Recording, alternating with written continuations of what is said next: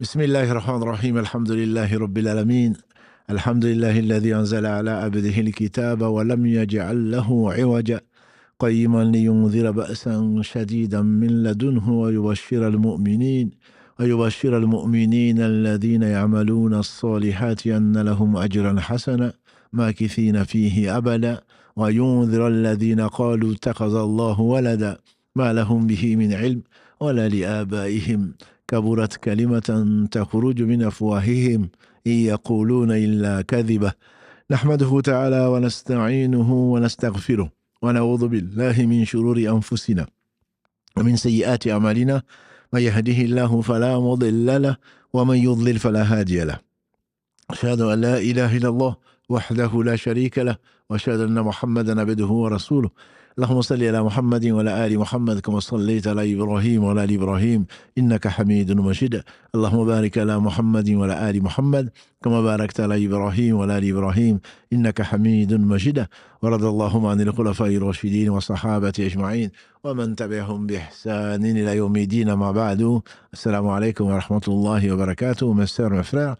La famille, les louanges, les remerciements, les éloges appartiennent à Allah. C'est lui qui a envoyé sur son serviteur un livre dans lequel il n'y a aucune tortuosité.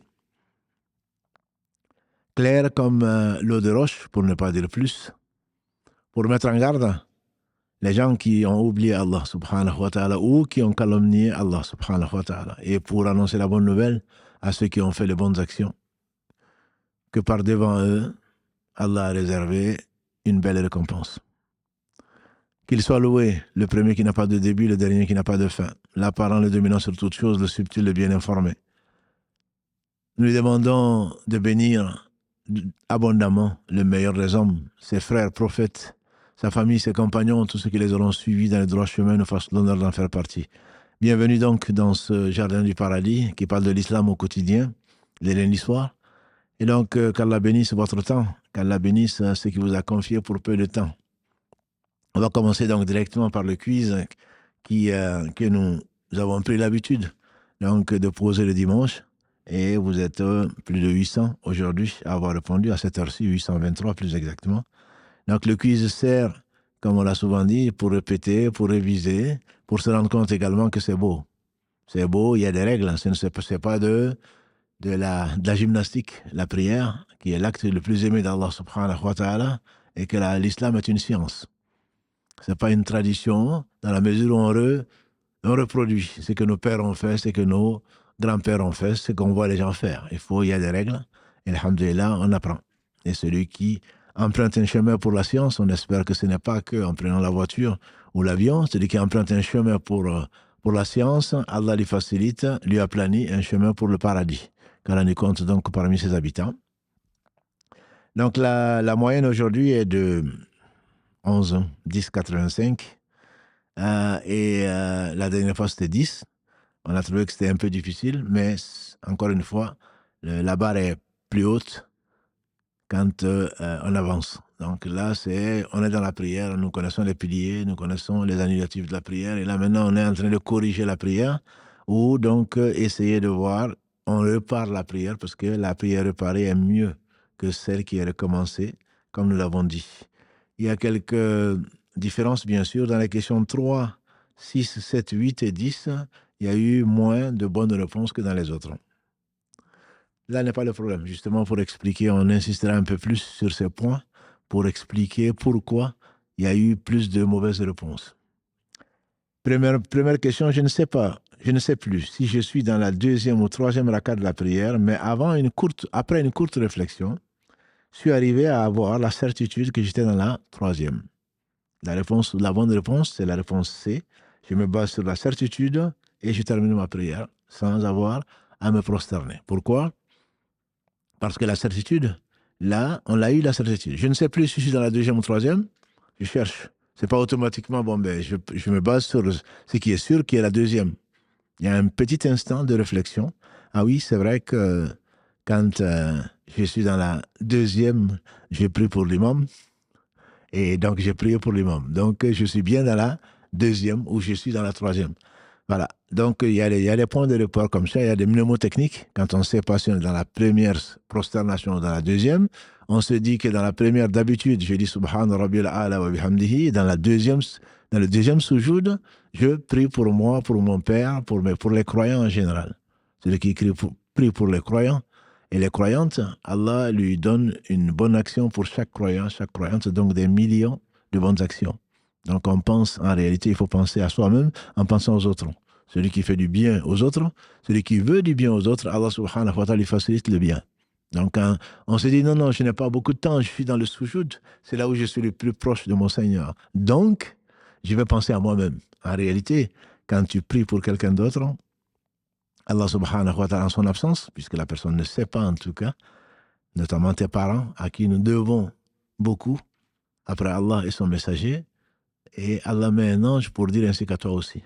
Et le prophète sallam nous a dit dans un hadith authentique, celui qui prie pour son frère absent, celui qui dit plutôt Allahumma aghfirli wal mu'minina wal mu'minat, oh Allah pardonne-moi ainsi qu'aux croyants et aux croyantes, Allah lui écrit une bonne action pour chaque croyant et chaque croyante. Voilà. Donc nous sommes une famille et il faudrait penser donc aux membres de la famille, croyants comme croyantes. Et il se peut que, alhamdoulilah, si chaque croyant prie pour chaque croyante et vice-versa, il se peut qu'Allah bénisse notre courte vie. Bref, donc la bonne réponse, c'est que maintenant que je ne sais plus, deuxième, troisième, je reste un tout petit instant, 5 secondes, 10 secondes. Finalement, je me rends compte que je suis dans la troisième ou dans la deuxième, mais j'ai la certitude là maintenant. Donc, une fois qu'il y a certitude, il n'y a plus de doute. Deuxième question, je devais réparer une erreur en faisant 2 prosternations avant le salam, mais j'ai oublié de le faire. Et Shaitan m'a fait oublier déjà donc quelque chose, je devais la réparer avant le salam. On nous a dit, dans le rythme maliki, tout ce qu'on a oublié, donc on le répare avant le salam puisque la prière n'est pas finie, n'est pas complète. Tout ce qu'on a rajouté, c'est après le salam. C'est ça la règle. Il y a des exceptions, on en verra une ce soir. Inch'Allah, il y a des exceptions. Mais la règle, elle est celle-là.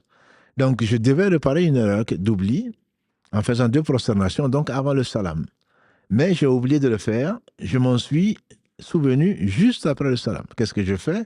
Vous avez été plus de 70% à trouver. Je fais les prosternations après le salam. On en avait déjà parlé, je pense lundi dernier. C'est-à-dire que c'est que certains savants disent qu'on fait toutes les prosternations d'oubli avant le salam, toutes les prosternations plutôt d'oubli ou de rajout avant le salam. D'autres disent qu'on le fait toutes les prosternations après le salam, peu importe, que ce soit de l'oubli ou du rajout. Et dans le rythme maliki, c'est eux qui distinguent. Ce qui est fait par oubli doit être fait avant le salam, les 2 prosternations avant le salam, et ce qui est fait par rajout doit être réparé après le salam. Donc si j'ai oublié avant le salam, j'ai fait le salam, je dois et je peux le faire après le salam. Il n'y a aucun problème. Troisième question qui a été peut-être mal... En tout cas, il y a eu moins de bonnes réponses. Je devais réparer une erreur en faisant 2 prosternations après le salam. J'ai oublié de le faire. Je m'en suis souvenu des jours après. Ce n'était pas une question piège. C'est en fait, puisque ma prière est complète, je devais le faire donc après le salam, j'ai fait un rajout. Même si je m'en souviens un an après, disent les savants, je fais quand même 2 prosternations. Donc, comme défi, comme shaitan. Parce que ma prière est complète. Par exemple, j'ai lu la Fatiha, Surah. Dans la troisième, j'ai lu Fatiha et Surah. Or, dans la tradition, selon le rythme maliki, quand on rajoute quelque chose dans la troisième raka comme Surat ou dans la quatrième, on doit défier Shaitan en faisant 2 prosternations après le salam. Mais là, j'ai oublié. Je suis parti. Un jour après, je me suis rappelé finalement, je devais le faire, je ne l'ai pas fait. À ce moment-là, on le fait. Et ceci est basé, entre autres, comme l'a dit le prophète sallam, celui qui oublie ou qui dort, c'est au moment où il se souvient qu'il est en prière ou la prière est due.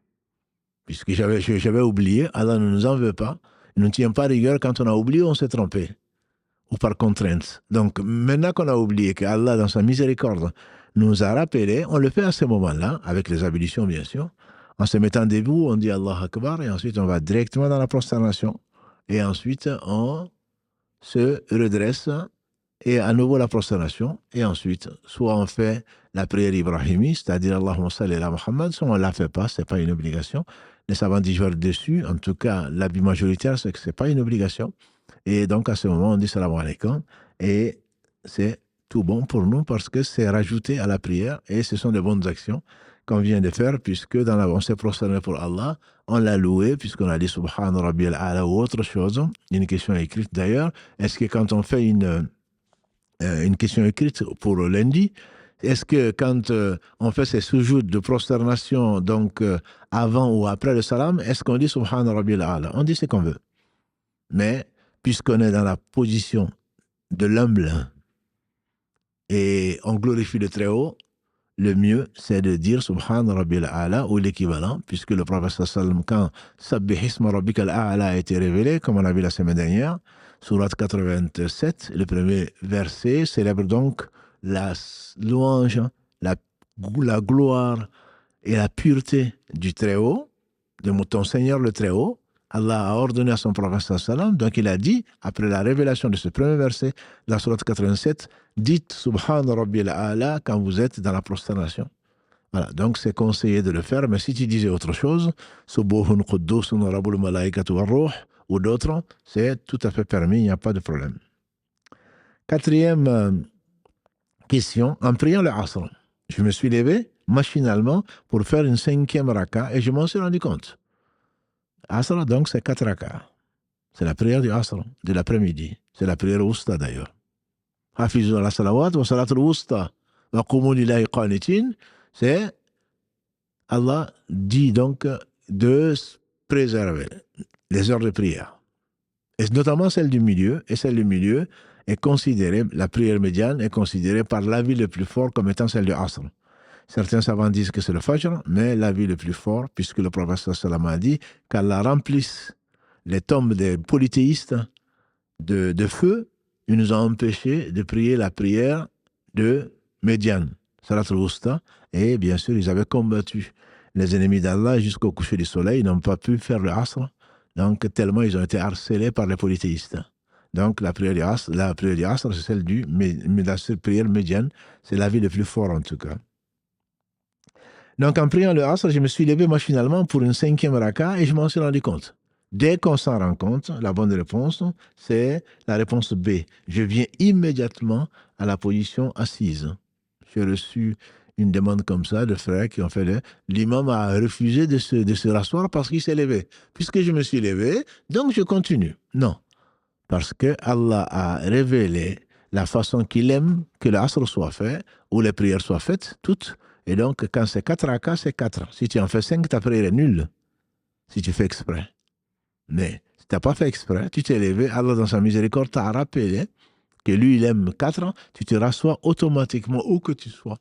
Que tu sois debout, dans le roko, ou relevé du roko, directement tu t'assois. Tu ne fais pas 2 soujouds avant, tu t'assois et tu fais ton tashahoud, la prière d'Ibrahim, et ensuite tu dis salam alaikum.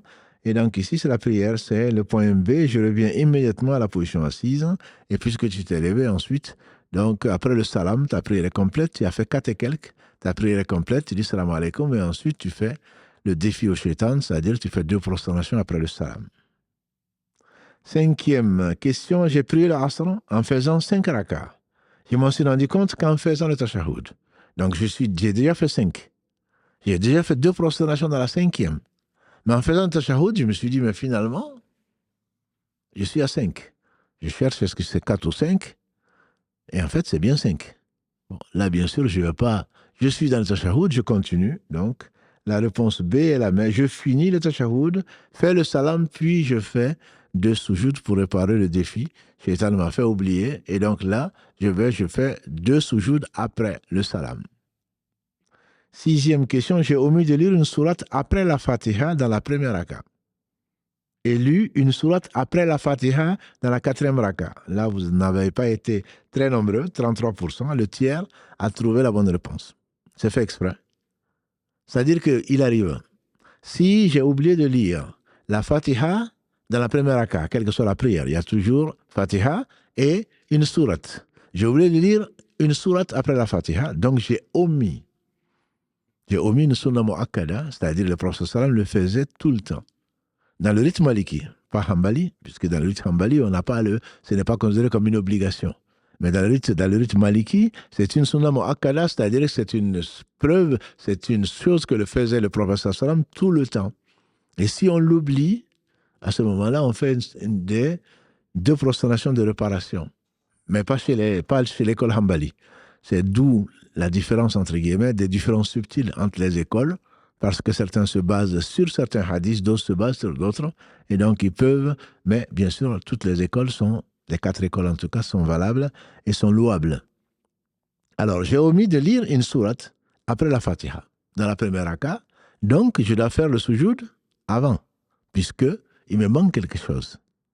Et j'ai lu une sourate après la Fatiha dans la 3e raka ou dans la 4e, donc j'ai rajouté quelque chose. Ça, c'est la règle. Quand on oublie quelque chose et quand on rajoute en même temps quelque chose, on repart comment? On repart avant le salam. C'est ce qui l'emporte. L'oubli l'emporte sur le rajout. C'était cette leçon que je voulais partager avec vous. L'oubli, s'il y a oubli et rajout, on considère l'oubli. Parce que comment tu ferais? Tu ferais 2 sujouds avant le salam, et ensuite tu ferais 2 sujouds après le salam, tu en ferais 6 dans la dernière raka. Non, 2 suffisent après le salam, 2 suffisent avant le salam, donc ça te fait 4 seulement, 4 sujouds. Tu as fait 2 sujouds pour la 4e raka, tu as fait le tashahoud, et avant de dire le salam, puisque ta prière n'est quand même pas complète, tu as rajouté quelque chose, mais il manque quelque chose dans la première ou dans la 2e, et donc à ce moment-là, tu fais 2 sujouds avant. C'est comme en mathématiques, hein. Plus et moins font moins. Moins et plus font moins. Voilà. Donc c'est facile à retenir quand je dois compléter la prière et en même temps j'ai rajouté la prière. Je fais comme si il me manque quelque chose, donc c'est avant le salam. Voilà la leçon de la question 6 du quiz. Question 7. J'ai lu une sourate après la Fatiha dans la 3e raka. Donc j'ai rajouté quelque chose. Et omis de dire Sami Allahu liman hamida, Rabbana wa lakal hamdu. On a dit il y a une semaine ou deux que chez les Malikis en tout cas, on n'a pas à faire de sujoud, même la semaine dernière, on n'a pas à réparer quand on a oublié une seule sunna mu'akkada comme Sami Allahu liman hamida ou un seul takbir. Mais quand on a oublié à la fois le takbir et Sami Allahu liman hamida, et là dans notre cas Sami Allahu liman hamida et Rabbana wa lakal hamdu, c'est 2 choses différentes. À ce moment-là, donc la bonne réponse c'est la réponse B. Je fais 2 prosternations après le tashahoud. Je fais 2 prosternations après le tashahoud et avant le salam, puisqu'il me manque 2 sunnah mu'akkala, 2 sunnahs que faisait le prophète sallallahu alayhi wa sallam. Une seule est toléré, entre guillemets. J'ai oublié un Allah Akbar, j'ai oublié Sami Allahu liman hamida, mais pas Rabbana lakal hamdu. Mais là, j'ai oublié Sami Allahu liman hamida et Rabbana wa lakal hamdu, où j'ai oublié plusieurs fois le Allah Akbar. Donc là, je le repars. Comment? Avec l'oubli. Donc c'est avant le salam.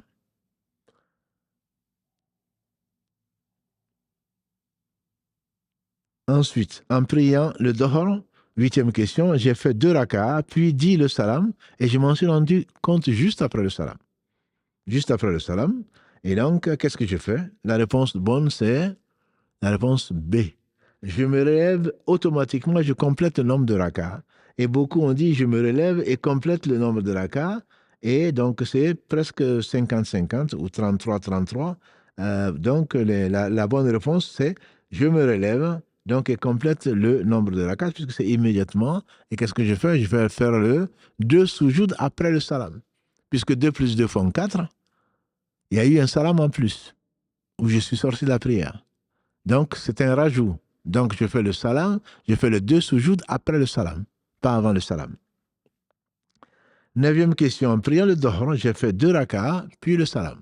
Ça, c'est le dohr. Je ne m'en suis souvenu qu'une heure plus tard. Je m'en suis souvenu qu'une heure plus tard. Vous avez bien compris que dans la question 8, j'ai écrit et je m'en suis souvenu juste après le salam. C'est-à-dire que je suis encore dans mon esprit dans le salam. Je suis encore dans la mosquée, ou je suis encore sur la place, sur mon tapis, ou là où j'ai prié, je suis encore là. Donc je n'ai pas vraiment quitté la prière. Entre-temps, j'ai dû dire astaghfirullah, astaghfirullah, Allahumma anta salam wa minka salam. Donc, je suis encore dans la prière, puisque je ne me suis pas levé. Et le prophète sallam a dit, on est encore en prière tant qu'on est à l'endroit où on a prié et qu'on a encore les ablutions. On est encore en prière et les anges ne cessent de prier pour nous. Donc, c'est une des sagesses pour lesquelles il ne faut pas se précipiter pour regarder son téléphone portable ou pour autre chose. Et donc, de rester avec sur place, louer Allah subhanahu wa ta'ala, les pauvres muhajiroun, les pauvres de la Mecque, quand ils sont arrivés, ils ont été étonnés, on l'a vu mercredi, ils ont été étonnés de voir les riches dépenser alors qu'ils n'en avaient pas. Et donc ils ont dit au prophète sallallahu alayhi wa sallam, qui leur a dit, mais est-ce que vous ne voulez pas que je vous dise mieux? Ou le fait de vous enrichir, d'être comme des riches chez Dieu, subhanahu wa ta'ala, et personne ne pourra vous dépasser sauf ceux qui feront plus. Dites Subhanallah 33 fois, Alhamdulillah 33 fois, Allah Akbar 33 fois après chaque prière. Donc il ne faut pas le négliger. Et mieux vaut faire ce zikr-là, se rappeler Allah. Allah seul sait quelle est la récompense qu'il va nous donner. Mais si, ça c'est la 8e question, la 9e, si je suis parti, c'est 1 heure après que je me suis rendu compte que je n'ai fait que 2 rakats. Bien sûr que je ne suis plus en prière. J'ai dû manger ou boire ou parler de choses d'autres. Non, ça fait 1 heure que j'ai prié, donc à ce moment, ma prière n'est pas valide. Je refais complètement ma prière. C'est la réponse A qui est la bonne. La différence dont vous avez compris entre le 8 et le 9, c'est que dans un cas, je suis encore en place. 5 minutes après, le temps de demander pardon à Allah, de faire le dhikr, et donc après, ah oui, mais finalement, je n'ai fait que. Il est déjà arrivé au prophète sallallahu alayhi wa sallam d'ailleurs, qu'Allah le bénisse et le sauve, parce que c'était un homme, et Allah a voulu qu'il oublie pour que nous on le sache. Il est arrivé, il a fait 2 rakats, dans une prière qui en contenait 4. Il a dit salam alaikum. Il y a un homme derrière lui qu'on appelait l'homme aux 2 bras, et certains disent c'est parce qu'il était long, mais moi je dirais plutôt c'est la blague entre guillemets du prophète sallallahu alayhi wa sallam. Il disait l'homme aux 2 mains. Ah, ton mari n'est-il pas l'homme aux 2 oreilles? Bien sûr, on a tous 2 oreilles. Donc c'est une façon de sourire, et le prophète était l'homme le plus souriant. Bien sûr, on ne doit pas en faire un métier. Mais il a pu faire sourire, sallallahu alayhi wa sallam. Donc là, il y a un homme qui dit, ya Rasulallah, tu t'es trompé? Ou alors, ça a été modifié. Il a dit non, ce n'est ni l'un ni l'autre.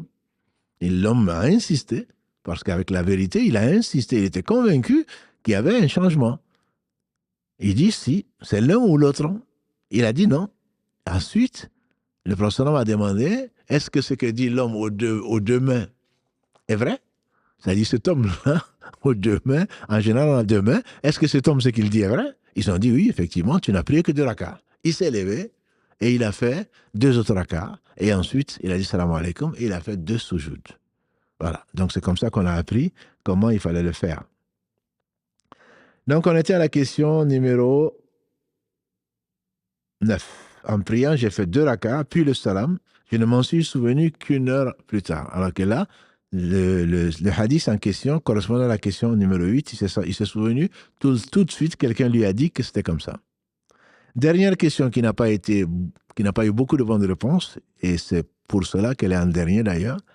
Je fais le tashahoud à la première raka, puis oublier de lire la sourate après la fatiha à la deuxième raka.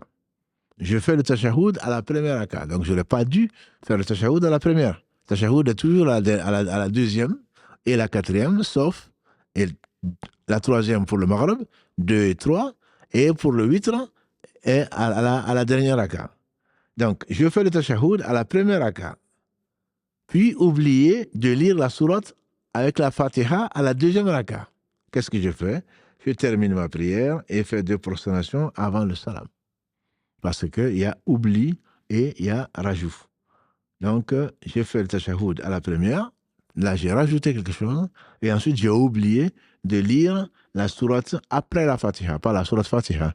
J'aurais oublié de lire la sourate après la sourate Fatiha, la prière serait nulle. C'est ce qu'on avait vu parmi les conditions obligatoires, parmi les piliers de la prière, selon d'autres rites. Et chez le rite maliki, on appelle ça des obligations.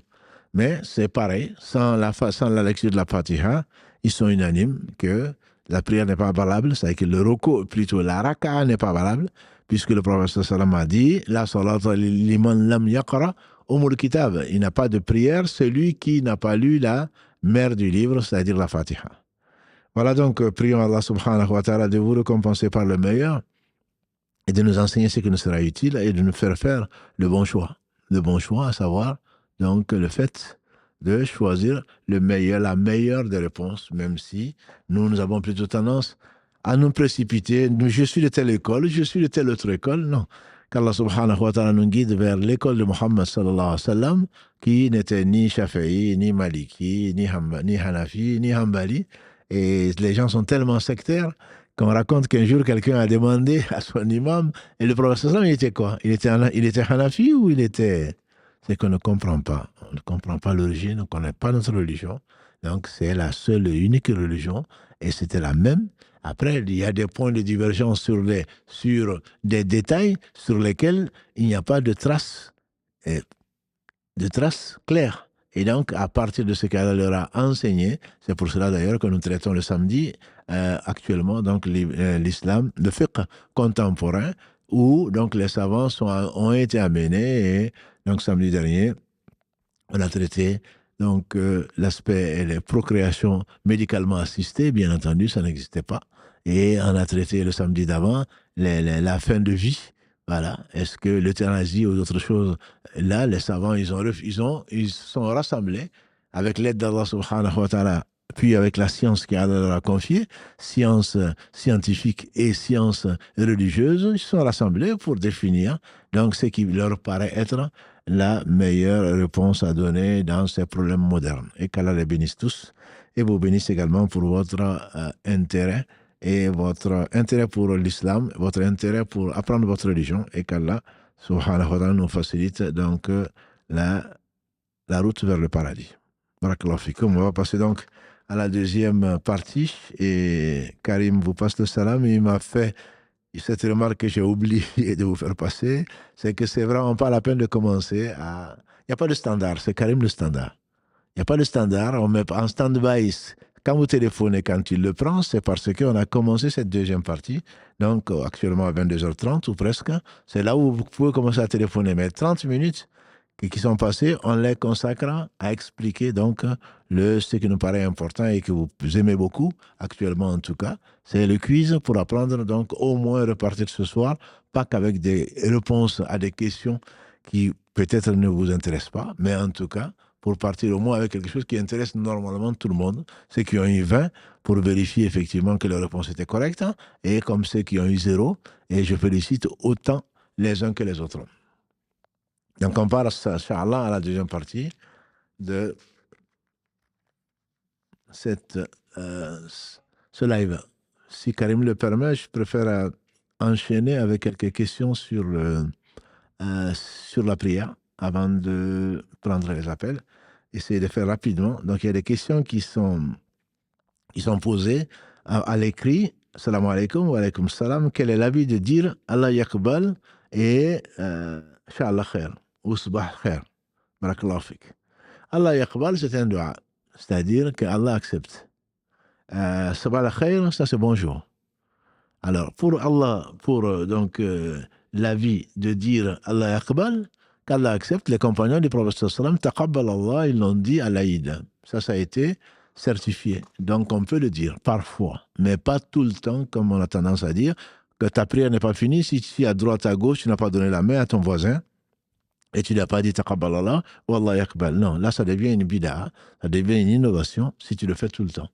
Mais le fait de le dire parfois n'est pas une innovation, ça c'est l'avis en tout cas des gens de science. Quant au fait donc de dire Sabah al-Khair, Allah subhanahu wa ta'ala, il a créé. C'est lui qui a tout créé sans besoin, il a créé Adam alayhi salam. Quand il a créé, il a dit Adam, va voir ce groupe d'anges et dis-leur Assalamu alaikum. Dis-leur Assalamu alaikum. Et quand il est parti, il a vu les anges, le groupe d'anges, il leur a dit Assalamu alaikum. Ils lui ont répondu Wa alayka salamu wa rahmatullah. Il est revenu, Allah lui a dit ça sera le salut entre tes enfants. C'est-à-dire que souhaiter la paix divine à celui que l'on rencontre, c'est ça la sunna du prophète sallam. Et d'ailleurs, Allah subhanahu wa ta'ala, dans la sourate 4, verset 86, nous dit que si on vous salue, répondez par mieux ou au moins rendez le salut. Donc, rendre le salut est une obligation et un droit du musulman sur son frère. Quand on te dit assalamu alaikum, que tu dises bonjour, si tu réponds comme ça, tu es en péché. Il te faut au moins dire wa alayka salam ou wa alayki salam, mieux encore wa alayka salam wa rahmatullah. Un homme est rentré, il a dit assalamu alaikum dans la mosquée, le prophète sallam a dit 10. J'atteste qu'il était le messager d'Allah. Qui lui a dit qu'un autre va rentrer. Un autre est rentré, il a dit Assalamu alaikum wa rahmatullah. Le prophète a dit 20. Et certainement, Allah lui avait inspiré qu'il y allait un troisième qui allait faire mieux, qui est rentré, qui a dit Assalamu alaikum wa rahmatullahi wa barakatuh. Le prophète a dit 30. Donc quand tu dis Assalamu alaikum, tu fais des économies. Malheureusement pour toi. Le mieux, c'est encore dire Assalamu alaikum wa rahmatullah. Tu fais 20 bonnes actions. Si tu dis Assalamu alaikum wa rahmatullahi wa barakatuh, ça t'en fait 30. Voilà ce qu'Allah a enseigné à Adam alayhi salam et qui est donc le salut entre les gens de sa famille. Une autre question par rapport à la prière, y a-t-il des sourates, invocations, recommandations à réciter durant le tahajjud? Je rappelle à ceux qui ne savent pas ce que c'est que le tahajjud. Tahajjud, c'est le fait après l'Aïcha de se coucher et de se lever après un sommeil. Voilà. Mais tout ce qui est prié après l'Aïcha est considéré comme qiyamul layl, c'est-à-dire que le fait de prier la nuit. Mais le tahajjud, c'est encore le mieux. Et Allah n'a pas aimé de prière plus que la prière de Daoud, alayhi salam. Il dormait la moitié de la nuit, il se levait. Donc il faisait tahajjud le tiers de la nuit, ensuite il se dormait le 6e de la nuit. Donc c'est la prière que Allah aimait le plus. Le tahajjud, donc c'est le fait de dormir un peu, de se lever quand les insouciants dorment et d'invoquer son Seigneur subhanahu wa ta'ala. Et quand c'est dans le dernier tiers, c'est encore le mieux. Là, c'est le meilleur moment où Allah subhanahu wa ta'ala descend comme ici à sa majesté pour demander, bien qu'il sache avant de nous avoir créés, est-ce qu'il y a un serviteur qui me demande, je lui accorde, un qui me demande protection ou pardon, je le lui accorde. Voilà, donc à ce moment-là, c'est vraiment la meilleure partie donc, de la nuit pour, en dehors des prières obligatoires, la meilleure prière, c'est celle, donc c'est le tahajjud. Pour répondre à la question, donc, est-ce qu'il y a des prières particulières? Non, la partie est une obligation. Et ensuite, le prophète sallam lisait. Il lisait et c'était beau et c'était long, au point que ses pieds étaient enflés. Donc tu fais ce que tu peux, tu n'es pas prophète et tu ne le seras pas. Et donc tu lis ce que tu peux en fonction de ta forme, entre guillemets, tu revises les sourates que tu as apprises et même les sourates que tu es en train d'apprendre, c'est permis. Donc même de reviser, entre guillemets, tu fais ta prière et même tu peux tenir le mushaf entre les mains. Et si jamais tu t'es trompé ou tu ne te rappelles plus, il est permis dans une prière surrogatoire de regarder le Coran et pour pouvoir lire. Ça, c'est permis, que ce soit le tarawih, donc pendant le ramadan ou en dehors. Mais bon, le mieux, c'est de te contenter de ce que tu sais lire. En tout cas, c'est ça la sunna du prophète sallallahu alayhi wa sallam. Une autre question par rapport à la prière. Pour le sujoud de rectification de la prière, doit-on dire Subhana Rabbil A'la? On a déjà répondu donc à cette question-là. Tu sais mieux dans le sujoud de dire Subhana Rabbil A'la, mais tu peux dire autre chose comme on vient de le dire tout à l'heure. Doit-on laisser un temps de repos entre la prière obligatoire et une surrogatoire? Omar ibn Khattab Kalalagré, un voisin ou quelqu'un qui l'a vu, a fait la prière obligatoire. Et ensuite, il s'est levé immédiatement et Omar l'a fait asseoir. C'est-à-dire qu'il est interdit de mélanger les prières. C'est-à-dire quand on va demander en Afrique noire quel est le nombre de rakas du Isha, souvent on va te dire 7. Pourquoi? Parce qu'on va faire les 4 du Isha, plus automatiquement parfois 2 du Shafaq, comme il l'appelle, et 1 du witr. Alors que l'un est obligatoire, c'est les 4 rakas, et les autres ne sont pas obligatoires. Et donc le mieux, en plus, comme on l'a souvent dit, Abu Umama nous a rapporté que le prophète sallam a dit, la prière surrogatoire faite à l'abri des regards, notamment chez soi, est 25 fois mieux que la prière faite à la mosquée. Malheureusement, on préfère faire vite fait, comme diraient les jeunes, et partir à regarder un match de foot ou je ne sais quoi d'autre. Non, le mieux vraiment, c'est de laisser la partie surrogatoire pour plus de concentration, plus de sincérité, ne pas s'en débarrasser, à le faire à la mosquée. Le mieux encore serait de faire le tahajjud, dormir un peu, s'élever pour prier. Voilà, donc juste faire la prière surrogatoire après l'obligatoire, au moins il faut changer de place. Il faut changer de place plutôt que de le faire automatiquement après le salam. Prier les bras croisés et laisser le long du corps, existe-t-il un hadith à ce sujet? Les deux sont-ils valides? Chez les ignorants, comme chez nous, il est arrivé aux gens de même se déclarer la guerre ou presque. Ils considèrent ceux qui mettent la droite sur la gauche, considèrent parfois ceux qui pris les bras ballants comme étant des associateurs, et les autres considérant ceux qui pris les bras avec même le corps par rapport aux gens qui mettent la droite sur la gauche comme étant des wahhabites, comme ils le disent. Non. 3 écoles sur 4 pris la main droite sur la main gauche ou sur le bras gauche. Parce que le prophète sallallahu a dit, nous les prophètes, on nous a ordonné 3 choses.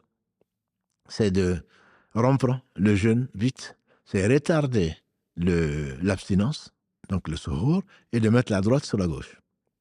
Il est également passé à côté d'un compagnon qui mettait la gauche sur la droite, tout en continuant la prière. Le prophète est passé à côté de lui, il a changé, il a mis la droite sur la gauche. Et ceci et d'autres hadiths prouvent que c'est une sunna de mettre la droite sur la gauche. Voilà, donc ça, ce sont des choses qui sont établies. Ceux qui prient les bras ballants ou même le long du corps disent que l'imam Malik le faisait.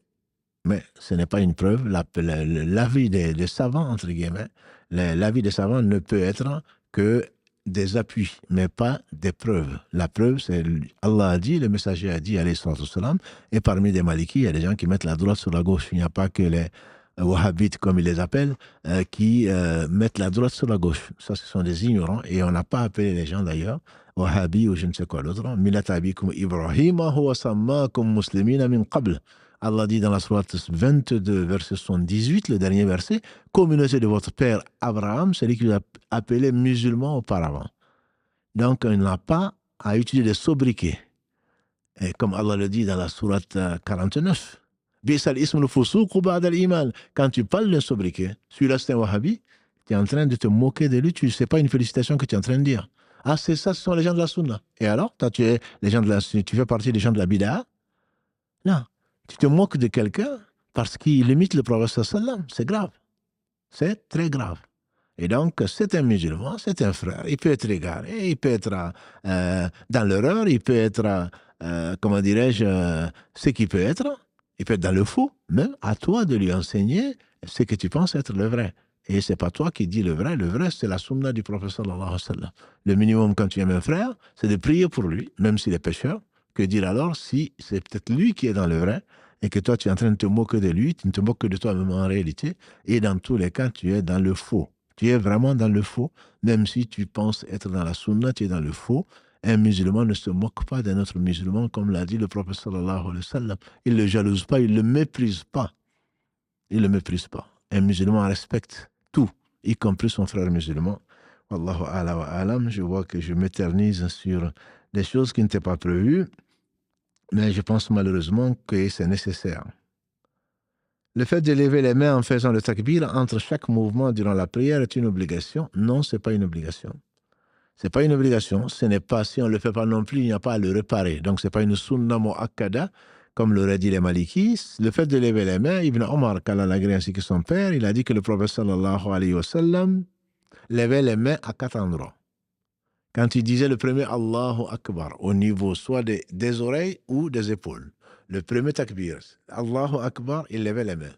Il levait les mains pour aller dans la genuflexion, dans le recours. Il levait les mains, il disait Allahu Akbar, il prenait ses genoux. Quand il se relevait de la genuflexion, il se relevait, il levait les mains à Sami Allahu liman hamida, Rabbana wa lakal hamdu. Ça fait 3 endroits. Et le 4e, dans les 4 autres prières, qui ont un 3e raka, c'est-à-dire le Dahr, le Asr, le Maghrib et l'Isha, quand il se levait pour la 3e raka, également il levait les mains. Voilà, donc c'est une sunna, c'est ce qu'Allah aimait, et le faire, certainement, on appelle ça sunna, donc mustahabba, c'est-à-dire c'est aimer. C'est mieux de le faire, ça embellit la prière et on espère la récompense d'Allah subhanahu wa ta'ala, mais ce n'est pas une obligation. C'est-à-dire que ça ne t'oblige pas, que tu l'oublies ou que tu le fasses exprès, ça ne te pousse pas, ça ne t'oblige pas à faire de prosternation, ni avant, ni après. Quelles sont les positions à dire en position assise, les paroles à dire en position assise entre 2 prosternations? Et ce qui est arrivé dans la sunna authentique, c'est le plus simple, c'est Rabbi ghfirli, 3 fois. Rabbi ghfirli, Seigneur, pardonne-moi. Rabbi ghfirli, Seigneur, pardonne-moi. Rabbi ghfirli, Seigneur, pardonne-moi. C'est ce qui est. Mais si on ne dit rien non plus, il n'y a pas de soujoud, ni avant ni après. Il a été également rapporté du prophète sallam qu'il disait Allahumma ghfirli, warhamni, wajburni, wasturni, wahdini, etc. Ça également, on peut le dire toujours dans le sens d'invocation. Allah, pardonne-moi, guide-moi. Allahumma ghfirli, warhamni, wahdini, wajburni, etc., etc. Donc ça, ce sont des choses que vous pouvez trouver dans la citadelle du musulman ou ailleurs. Et il n'y a pas de mal à cela, alhamdulillah. La mosquée où j'ai pris la Jumu'ah est petite et des fois il arrive qu'on soit tellement serré et que je fais des soujouds sur le dos de celui qui est devant moi. Est-ce légiféré? Oui, c'est légiféré. Quand c'est le Omar bin Khattab Kalalagré, il a dit que si l'un d'entre vous ne trouve pas de place, qu'il prie sur le dos de son frère. Qu'il prie. Vous avez compris. Qu'il fasse le soujoud sur le dos de son frère. Tu n'as pas eu de place et ta prière est valable. Bien sûr, si tu peux te prosterner sur le sol ou sur le tapis, c'est ce qu'il faut faire. Mais s'il n'y a pas de place, se prosterner sur le dos de ton frère qui est devant, ceci est permis, en espérant que le frère comprendra et qu'ensuite il n'y a pas de règlement de compte après le salam. Voilà, Omar bin Khattab, ce qu'il a dit est considéré comme une sunna, comme a dit le prophète sallam. Alaykum bi sunnati, suivez ma sunna et la sunna des califes bien guidés. On va finir les questions sur la prière et ensuite donc on va prendre, Inch'Allah, on va prendre les questions. Donc le Isha avant l'heure, Tarawih, 20 minutes, je pense qu'on a répondu à la question la semaine dernière, c'est à savoir que si le Isha n'est pas rentré, qu'on est avec des frères dans la mosquée, on prie avec eux et ensuite donc on va prier plus tard. Et on veut refaire la prière parce que la prière n'est pas valable si l'heure n'est pas rentrée. Et voilà qu'on a commencé le tarawih, puisque les gens sont très pressés, surtout pendant le ramadan, pour aller manger après. Le Isha a été prié avant l'heure, donc il se précipite pour faire le tarawih. Qu'est-ce qu'on fait? Il y a deux avis. Soit on sort ou on prie le Isha à côté, à condition que la mosquée soit grande et que ça ne gêne pas les gens. Soit alors on considère les deux rakas de l'imam comme étant les deux premiers rakas de la prière du Isha que l'on fait. Je m'explique.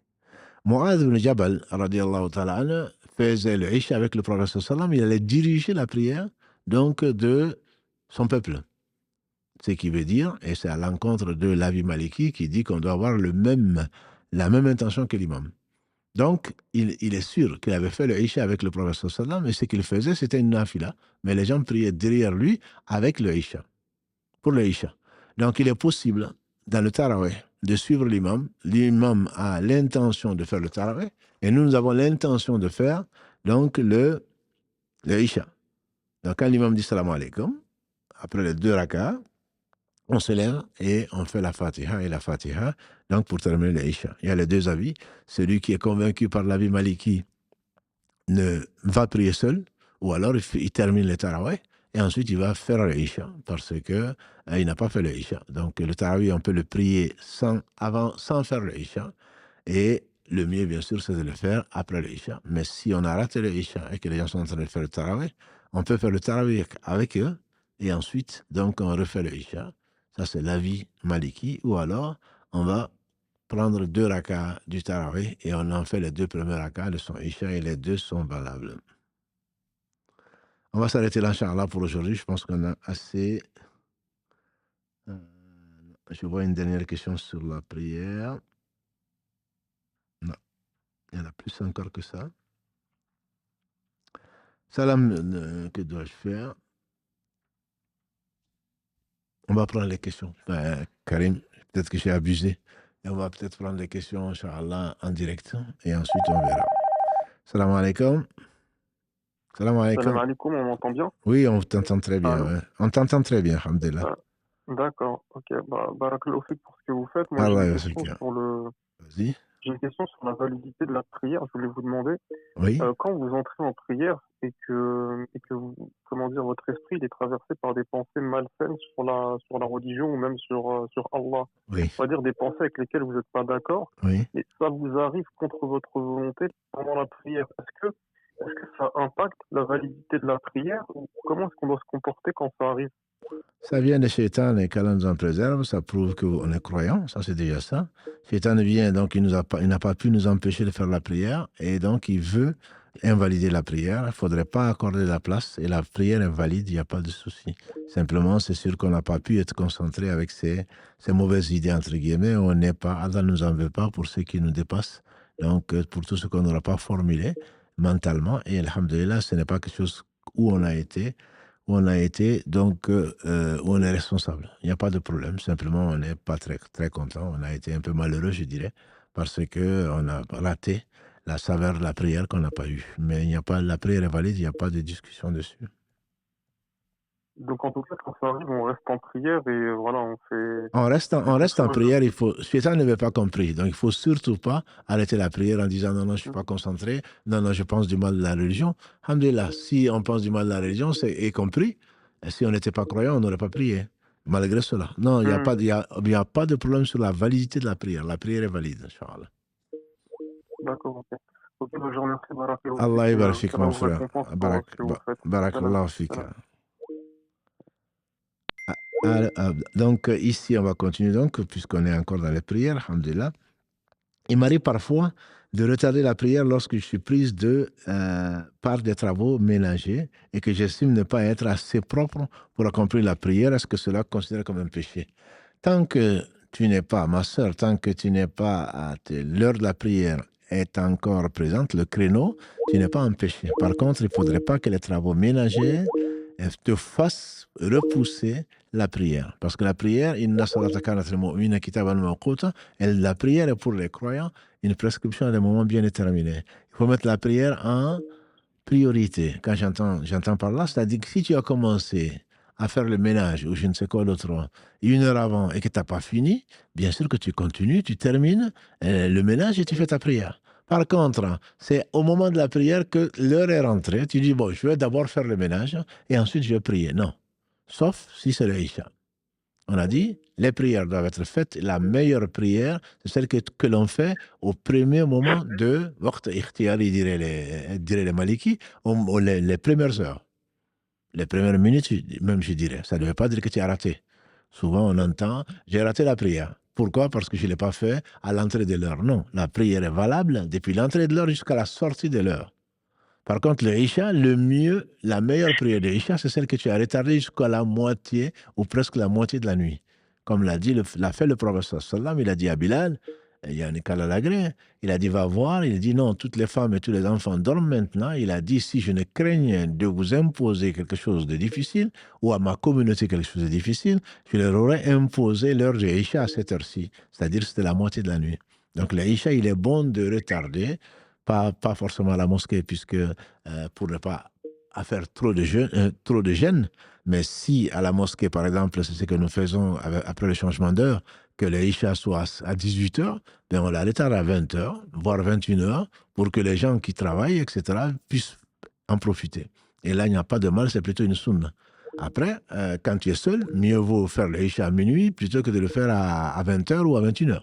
Parce que tout le temps que tu attends, je dis bien que tu attends, tout le temps que tu attends la prière, tu es compté comme si tu étais en prière. De surcroît, tu vas faire, alhamdulillah, une sunna que très peu, malheureusement, de gens font, c'est-à-dire mettre la prière en priorité. Donc, je conseille à tout un chacun, bien sûr, de faire la prière en groupe et à la mosquée. Mais celui qui ne peut pas, je lui conseille d'attendre pour le Isha, pas pour le reste. Donc, ne mets pas les travaux ménagers avant la prière, sauf si tu avais déjà commencé et que tu veux finir, là c'est tout à fait permis, et je dirais même c'est raisonnable. Dans tous les cas, ce n'est pas un péché tant que la prière n'est pas sortie de son heure. Ce n'est pas un péché tant que la prière donc n'est pas sortie de son heure. Wallahu ala wa ala. Allô, salam alaikum. Allô. Oui, assalamu alaikum. Alaikum salam wa rahmatullah. Vous allez bien? Oui, alhamdulillah, et vous? Alhamdulillah, désolé. Non, On essaie de rappeler, mais ça, on a un peu de mal. mais oui, bon, Du coup, oui. Est-ce que vous pouvez peut-être essayer de couper le live derrière vous, comme ça vous permettra peut-être de vous faire mieux entendre? Mais bon, alhamdulillah, on vous Oui, écoute. moi, je vous entends, je vous entends très bien. Ok, d'accord, donc on vous écoute alors. C'est mieux? Oui, oui, c'est mieux, oui. Alhamdulillah. Alhamdulillah. Du coup, ça fait plaisir de vous avoir. Allah yarfik. Alhamdulillah. Du coup, j'avais juste une question concernant la prière. Du coup, c'est au fait, si on va à la mosquée, des fois, comment dirais-je, des fois, c'est par rapport aux prières en groupe. Du Oui. coup, si on a fini la prière, que l'imam, on a fini, et puis du coup, admettons, on était arrivé en retard. Oui. Et du coup, ben, s'il nous reste 2 rakats à terminer, il y a des fois où on voit des frères qui arrivent derrière pour faire pour poursuivre. Est-ce permis cela ou... Pour poursuivre la prière derrière nous en tant qu'imam, c'est ça? Ouais, derrière nous, alors que l'imam il a déjà terminé, oui.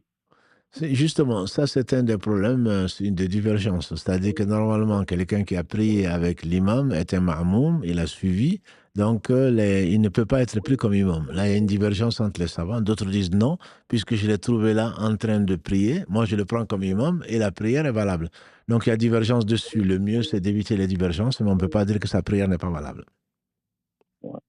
Non, ça j'ai bien compris, mais par contre, là, si la personne est venue derrière moi, donc du coup, comment moi je dois me comporter? Ah non, mais toi, tu continues ta prière. Tu continues ta prière, soit tu es en train, parce il peut arriver que quelqu'un vient, par exemple, il pense que puisqu'il est venu en retard, il te voit en train de prier une prière surrogatoire, mais il pense que tu es en train de prier une prière obligatoire.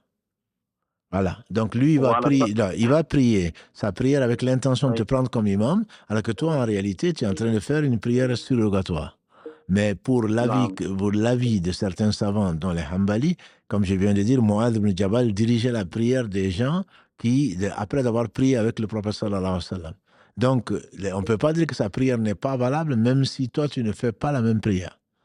Donc, on ne peut pas dire qu'elle n'est pas valable. Par contre, si tu es de l'avis des savants qui disent qu'un imam qui fait une prière surrogatoire ne peut, quelqu'un qui prie une prière surrogatoire ne peut pas diriger la prière de quelqu'un qui fait une prière obligatoire, tu peux, s'il se met à côté de toi, si vous n'êtes que deux, tu peux juste le repousser un tout petit peu, pas le pousser bien sûr, le repousser pour qu'il comprenne. S'il ne comprend pas, tu le laisses terminer.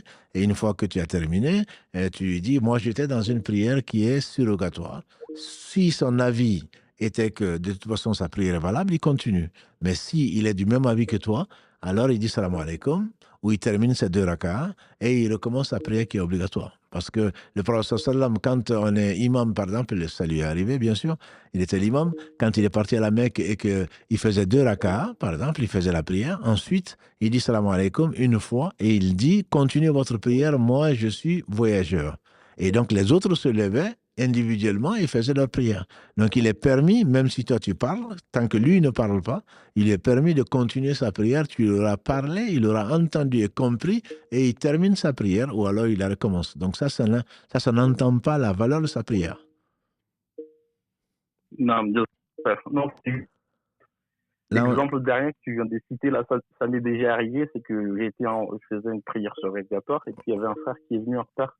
Oui. Et du coup, il s'est accroché à moi.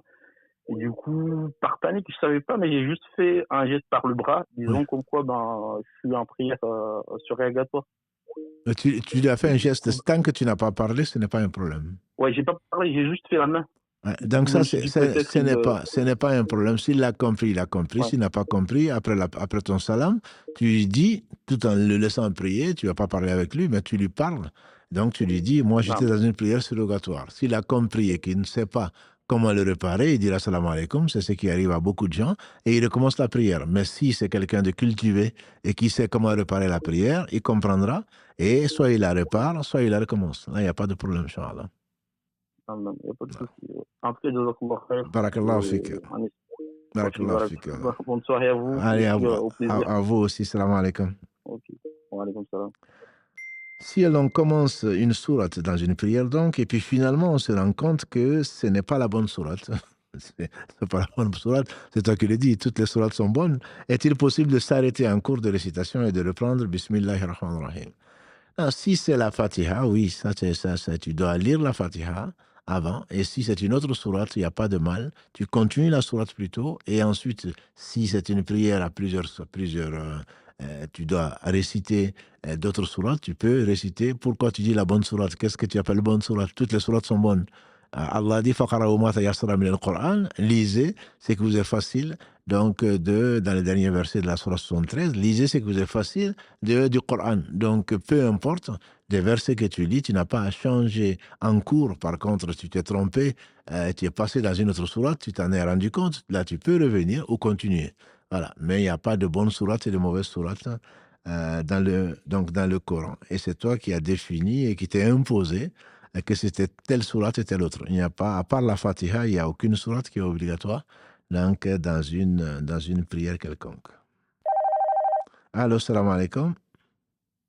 Allô? Salam alaikum, vous m'entendez? Oui, on vous entend. Salam alaikum. Alors, moi, j'ai une petite question concernant la sourate de Fajr. Oui. On m'a dit que la sourate du Fajr, elle était valable jusqu'au Shourouk. Est-ce que c'est vrai ou pas, ça? La prière du Fajr. Par exemple, là, le Fajr, il est à 6h10 à Paris à peu près. Oui. Et le Shourouk, il est vers 7h40. Oui. Si je me lève et je fais le Fajr à 7h, est-ce que c'est validé ou pas? Bien sûr, c'est ce qu'on vient de dire, 7h40, l'heure est encore, c'est encore l'heure du Fajr. C'est encore l'heure du Fajr. D'accord, mais pourquoi tout le monde, du coup, se réveille à 6h et dit les bienfaits du Fajr, c'est à 6h Non, mais c'est pas dans ce cas-là, pourquoi. tout le monde se réveille. Non, les gens se dévancent. Allah dit que le Fajr, c'est à partir de l'aube. Donc, les meilleurs vont prier à 6h10 ou je ne sais pas combien à Paris. Si tu pries à 6h10, c'est mieux que de prier à 6h30. Mais ta prière reste valable. 6h30, c'est mieux que 6h à 7h. Mais la prière reste valable jusqu'à 7h, je dirais 7h30. Parce que si tu pries à 7h40, voilà, le prophète sallam a dit, celui qui a une raka avant que le soleil ne se lève, il a le fajr. Donc, si le soleil se lève, voilà, il a le fajr. Mais ça ne veut pas dire qu'il a la meilleure partie du fajr, voilà. Donc, de 6h10, voilà. Maintenant, je pense que tu as compris. Oui. Franchement, tout est bien fait, Alhamdulillah, tout est bien fait, oui. Absolument. Absolument. Merci, barakallah. Allah yabarfik à toi. Allah yabarfik. Alaykum salam. À quoi doit-on penser en priant? Est-ce que c'est un dialogue avec Allah ou un monologue? Mais ça dépend. Si tu ne comprends pas, c'est un monologue. Si tu comprends, c'est un dialogue. Et c'est un monologue avec ta méditation. Mais ce qui est certain, c'est qu'il y a un dialogue clair dans chaque raka'a, comme l'a dit le prophète sallam. Abu Huraira, il nous a rapporté le hadith du prophète sallam, rapporté par l'imam Muslim, où le prophète sallam a dit, Allah subhanahu wa ta'ala a dit, je divise la prière entre mon serviteur et moi, et mon serviteur aura ce qu'il aura demandé. Donc là, il y a un dialogue quand tu en es conscient, mon frère. Quand il y a un dialogue. Allah dit, quand mon serviteur dit Alhamdulillahi Rabbil Alamin, Allah dit, mon serviteur m'a louangé. Donc c'est une des sagesses pour lesquelles le prophète sallam, il ne me demandait pas combien c'était bon, combien c'était beau, combien c'était long, s'arrêtait après chaque prière, après chaque verset plutôt. Alhamdulillahi Rabbil Alamin, comme pour attendre la réponse d'Allah. Allah dit, mon serviteur m'a louangé. Ar-Rahman Rahim, mon serviteur m'a fait mon éloge, dit Allah. Maliki Yawmiddin, mon serviteur m'a glorifié. Iyaka na'budu wa iyaka nasta'in, Allah dit, ça c'est entre mon serviteur et moi, mon serviteur aura ce qu'il aura voulu, et à ce moment tu demandes la chose la plus importante, ihdina as-sirata al-mustaqim, jusqu'à la fin. Et Allah dit, ça c'est entre mon serviteur et moi, et mon serviteur aura ce qu'il aura demandé. Donc là, c'est un dialogue. C'est un dialogue quand tu comprends ce que tu dis, quand tu es conscient que tu es devant le Seigneur du monde et qu'il t'écoute. Voilà. Après, ça devient un monologue, effectivement, sur le cœur et ailleurs, que tu te rappelles pas de l'importance de la prière. On fait de la gym et parfois on ne comprend pas non plus. C'est la raison pour laquelle je conseille à mes frères et à mes sœurs de lire ce qu'ils comprennent. La Fatiha, bien entendu, est obligatoire. À côté de ça, mieux vaut lire une sourate qui est courte ou des versets qui sont courts, dont on comprend le sens pour goûter vraiment à la prière plutôt que de s'en débarrasser ou par réflexe comme ça de citer ou de réciter des versets comme si on voulait s'en débarrasser. Voilà. Donc là, ça doit être au moins un moment de méditation sur l'enfer, sur le paradis, sur la vanité de ce bas monde, sur l'au-delà, sur l'importance de ceci et de cela, quand on comprend, bien entendu, au moins, c'est pas un monologue, ça devient vraiment un moyen, le meilleur moment peut-être de la journée, où on arrive à sortir de ce bas monde et le relativiser comme ceci nous avait été, comme si ceci nous avait été enseigné, ou par le Coran et par la sunna du prophète sallallahu alayhi wa sallam. Donc, on va prendre une question qui revient souvent dans les familles et qui fait parfois des gros problèmes. C'est le fait que les parents aient investi dans l'enfant, notamment les filles, comme les garçons, mais surtout les filles, aient investi comme je dirais comme un fonds de retraite ou une pension de retraite. C'est-à-dire que les parents ont accompagné, qu'Allah les bénisse, leurs enfants dans leurs études, dans leurs problèmes. Ils les ont mariés. Et maintenant qu'ils sont mariés, ils ne veulent pas que l'enfant, ils ne veulent pas le considérer comme un être adulte. Ils continuent à gérer leur enfant. Ils continuent maintenant à demander un remboursement quelque part de leur investissement. Et donc, les parents peuvent avoir ce qu'ils ont. Et un frère m'a dit que dans le compte de ses parents, ils ont plus de 70 000. Ils ont 2, 3 maisons. Mais néanmoins, ils sont toujours là, en train de demander au frère qui est marié avec des enfants, en train de lui demander une voiture, en train de demander des voyages, et le frère se sent obligé, et la femme, bien sûr, ne peut rien dire, et elle n'a pas à dire grand-chose d'ailleurs, elle peut que le conseiller.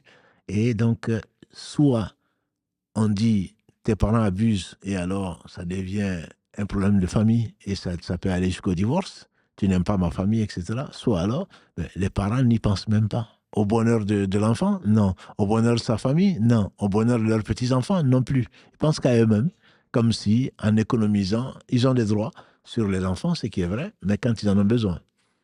Que les parents craignent Allah subhanahu wa ta'ala, et les enfants ne sont pas obligés de se mettre à nu, ne sont pas obligés de s'endetter pour subvenir aux besoins de leurs parents qui ne sont pas des besoins réels. Les parents ont de quoi manger, ils ont de quoi boire, ils ont un toit, ils sont en bonne santé. Alors, quand les parents demandent surtout ce qu'on ne peut pas faire, et d'autant plus que souvent, c'est mal utilisé. On sait très bien que le père a tendance à faire ceci et cela, ou la mère a tendance à faire ceci et cela, notamment pour le donner à des griots, ou le donner pour se vanter, ou pour autre chose. Ceci, quand on demande poliment, mais très poliment, il faudrait être ferme en disant « Mon père, j'aimerais bien t'aider. Mais actuellement, je n'en ai pas les moyens. C'est-à-dire que je ne veux pas t'aider dans le péché. Tu ne vas pas dire dans le péché. Actuellement, je n'ai pas les moyens de t'offrir ceci ou cela. C'est bien plus et bien plus méritant parce que ta famille a des responsabilités, ta famille a des devoirs, a des droits plutôt sur toi. Et donc, comme tu as des droits sur ta famille, ton père a des droits sur toi certainement, mais c'est de l'aider, même si c'était une meilleure vie, certes, mais ça veut dire que le père ne l'a pas. Souvent, ce n'est pas le cas. S'ils sont vraiment dans le besoin, il est évident qu'ils sont dans le besoin, mieux vaut partager avec eux.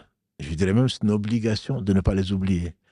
Mais de là à se sacrifier, à prendre des dettes et à être malheureux parce que le père exige à tort de l'aide, la mère exige à tort de l'aide, ceci n'est pas dans l'esprit de l'islam, et je ne connais aucun savant qui te conseillerait de continuer dans cette voie-là. Bien entendu, il faudrait leur faire des cadeaux, il faut les aider aux besoins, et même pas aux besoins, leur faire des cadeaux parfois, mais pas au détriment de ton épouse et de ta famille.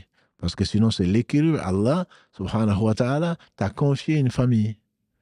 Et dont tu es responsable, dont tu seras responsable, donc auprès d'Allah subhanahu wa ta'ala, et qu'Allah subhanahu wa ta'ala nous facilite le bien là où il l'a mis. Allô, salam alaikum. Allô, salam alaikum, j'espère que vous allez bien. Alhamdulillah, et vous? Je vais bien, merci. Alhamdulillah. Alors ma question c'est, mon père en fait il refuse de me donner en mariage en fait car mon futur mari il est considéré comme un commis, un esclave. Il est considéré comme? Un commis, un esclave. D'accord, ok. Voilà. Oui. Ses frères ils refusent aussi également de me donner, enfin de procéder au mariage, ainsi que mes frères à moi. Ils sont tous catégoriques. Et moi, j'aimerais savoir s'il existe une solution afin que je puisse concrétiser ce mariage. Il y a toujours des solutions. Il y a toujours des solutions à n'importe quel problème. L'islam est venu pour nous aider à résoudre les problèmes. Donc, il faudrait, très certainement, ils n'ont pas le droit. Nous sommes tous des esclaves de Dieu. Et il n'y a pas parce que quelqu'un il n'a pas choisi de descendre de quelqu'un qu'on a mis par injustice en esclavage. Parce que l'esclavage Oui. n'est pas ce qui est normal. C'est les hommes qui ont mis les autres en esclavage. Et donc, il n'a pas à juger quelqu'un. Il n'a qu'à le plus honoreux, c'est Allah, c'est le plus pieux. Donc, l'esclave peut être plus pieux que le maître. Et Allah est le seul maître en réalité. Donc, il faudrait pas le leur dire parce que je pense qu'ils ne le comprendront pas. Si tes frères avaient le courage de te représenter, tu pourrais te marier même contre l'avis de ton père. Si ce n'est pas le cas, il faut voir le grand-père en espérant qu'il ne c'est pas lui qui a éduqué son fils, ton père, à faire ceci. Si ce n'est pas le cas, il faut voir les oncles. Si ce n'est pas le cas, il faut aller voir l'imam. Il faut aller voir l'imam, voilà ce qui se passe. L'imam doit aller discuter avec ton père, etc., etc. S'ils ne le veulent pas, c'est l'imam qui te marie, il n'y a pas de problème. Il y a une solution. Il y a une solution. Mais il faudrait tout faire, patienter, prier, tout faire pour ne pas que ton mariage soit plutôt un moment de tristesse dans la famille. Donc, tant que tu peux faire des concessions, pas des compromissions, des concessions, tu le fais. Tu passes par qui Allah veut, des amis de la famille. Si tout ceci ne marche pas, ben c'est au juge ou à l'imam de célébrer le mariage et ceci est prévu et c'est permis. D'accord, très bien. Je vous remercie. Allah yarfik. Alaykum salam wa rahmatullah. Salam alaykum wa rahmatullah. Est-il permis de réciter lors de la prière en fermant les yeux car cela m'aide à me concentrer et me sentir proche d'Allah? C'est permis, mais ce n'est pas une sunna. C'est-à-dire qu'en le faisant, ne pense pas que c'est une sunna. Le prophète sallallahu alayhi wa sallam, il n'a pas été décrit comme fermant les yeux, mais bon, bien entendu, il était le plus concentré et le meilleur dans sa prière, comme dans toutes choses, mais c'est permis puisque ce qui est recherché dans la prière, c'est le khushu'. Le khushu', c'est la concentration. Si tu n'arrives à te concentrer que en fermant les yeux, c'est permis. Maintenant, ce qu'il faudrait également faire, c'est veiller à vider ton esprit, si c'est possible. Donc, faire tes ablutions, faire un peu de dhikr avant de commencer, te mettre dans des endroits où il n'y a pas de choses qui attirent ton regard. Tout ceci peut t'aider, Inch'Allah. Mais si tu n'arrives pas à te concentrer autrement, ceci est permis, alhamdulillah. Alors, sur la prière, je pense qu'on en a vu un certain nombre. Pourquoi l'imam que ce soit à la mosquée en France ou en Arabie Saoudite, à la Mecque, ne récite pas le Bismillah ar-Rahman ar-Rahim pour la sourate al-Fatiha? Alors, tu fais bien de poser la question. Il faut savoir que le hadith que l'on vient de dire d'Abu Huraira dit que Allah subhanahu wa ta'ala dit « Je partage la prière entre mon serviteur et moi ». Et à mon serviteur, c'est que mon serviteur a demandé. Allah ne dit pas quand mon serviteur dit Bismillah ar-Rahman ar-Rahim. Allah dit quand mon serviteur dit Alhamdulillahi Rabbil Alamin. Donc l'avis pertinent, la majorité des savants et l'avis juste, c'est que la Fatiha, c'est Alhamdulillahi Rabbil Alamin. Ça commence par là. Anas ibn Malik, Kalalagré, il a dit que j'ai prié derrière le prophète sallallahu alayhi wa sallam. J'ai prié derrière Abu Bakr après la mort. J'ai prié après la mort d'Abu Bakr derrière Omar. J'ai prié après la mort de Omar derrière Othman. Tous commençaient la prière par Bismillah et par Alhamdulillahi Rabbil Alamin.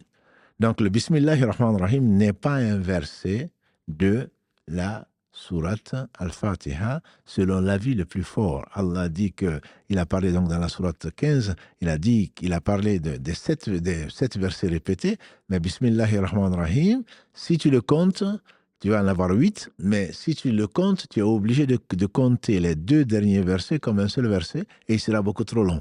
Ça, c'est l'avis du Cheikh Al-Uthaymeen. Il n'est pas le seul. La majorité des savants disent que la Fatiha commence par Alhamdulillahi Rabbil Alamin et la fin est connue et il n'y a pas de divergence dessus. Mais chez les Shafi'ites, ils disent que Bismillahir Rahmanir Rahim fait partie de la Fatiha. Donc, si tu rajoutes Bismillahir Rahmanir Rahim, il n'y a pas de mal à le faire. Mais ne dis pas qu'il faut commencer par Bismillahirrahmanirrahim, puisque toutes les sourates, sauf la 9, commencent par Bismillahirrahmanirrahim. Et personne ne réclame que l'on commence par Bismillahirrahmanirrahim avant de lire les différentes sourates. Dans les tarawih, on le fait, puisqu'on peut réciter plusieurs sourates dans la même raka, pour différencier les sourates, pour que l'on sache qu'on est passé d'une sourate à l'autre. Voilà pourquoi donc, en France, comme tu dis, et comme en Arabie Saoudite, ou ailleurs d'ailleurs, les gens ne commencent pas par Bismillahirrahmanirrahim, ils commencent par Alhamdulillahi Rabbil Alamin. Allô, salam alaikum. Allô. Salam alaikum. Wa alaykum salam wa rahmatullah. Ah, ça fait plaisir de vous entendre. Le temps de chercher de vous entendre.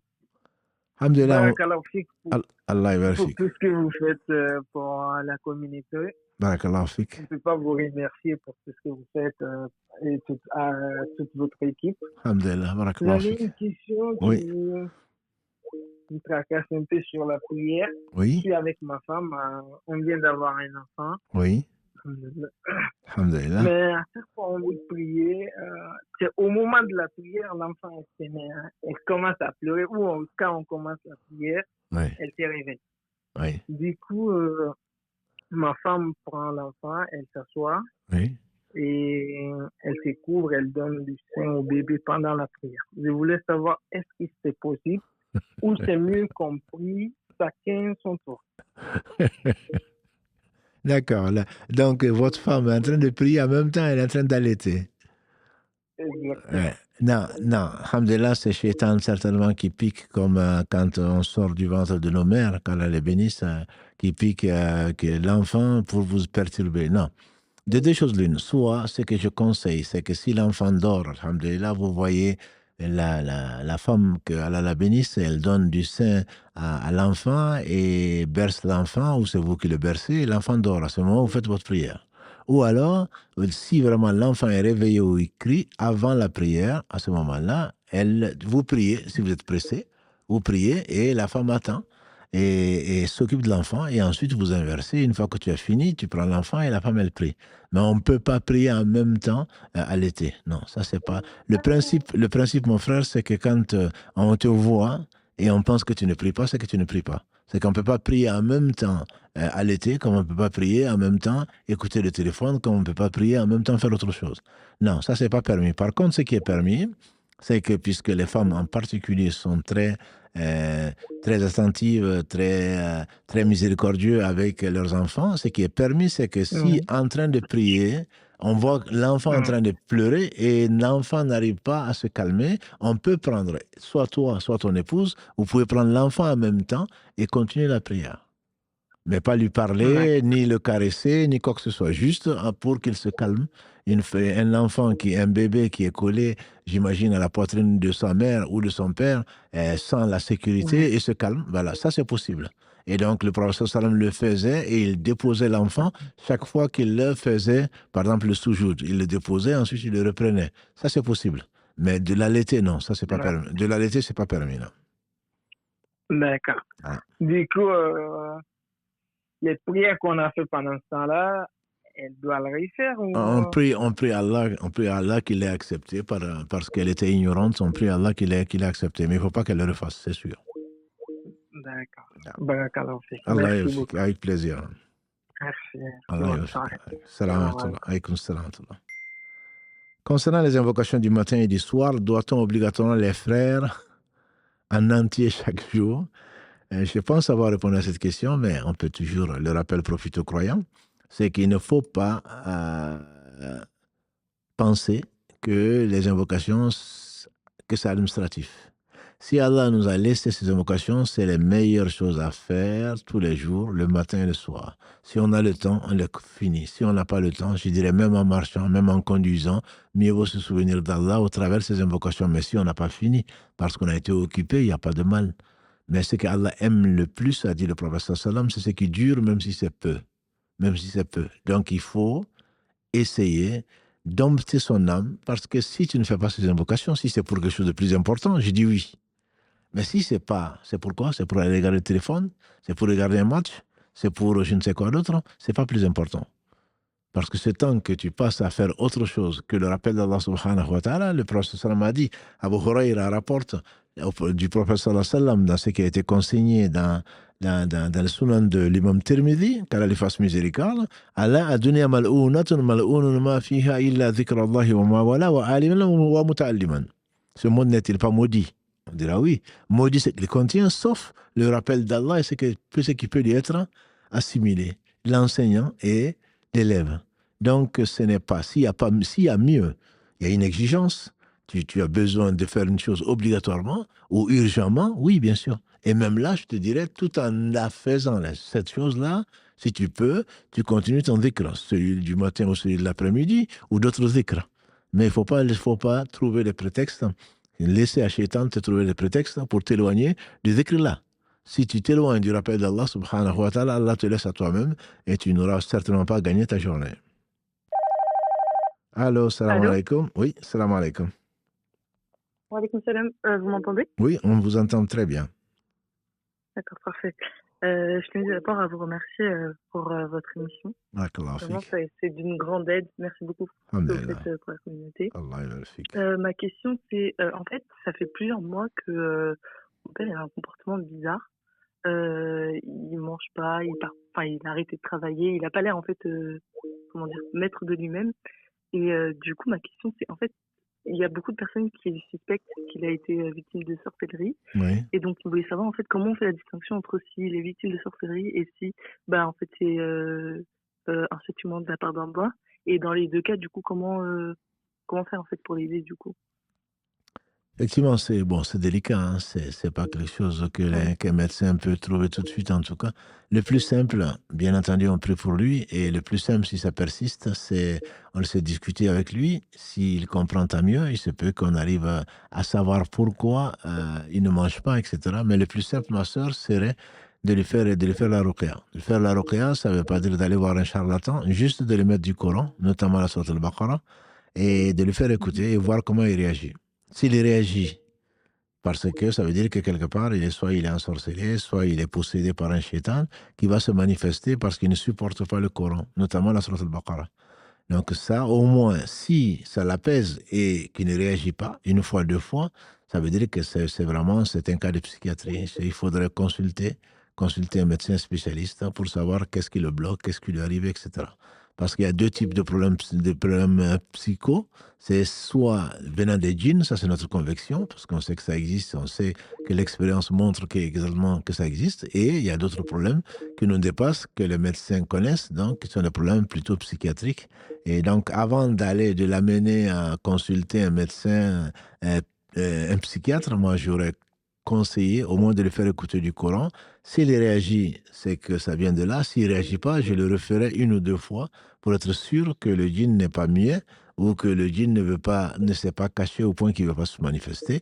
Mais tout ceci, bien sûr, dans les temps les plus brefs. Et si vraiment ce n'est pas le cas, il faudrait l'amener voir un médecin. Ok.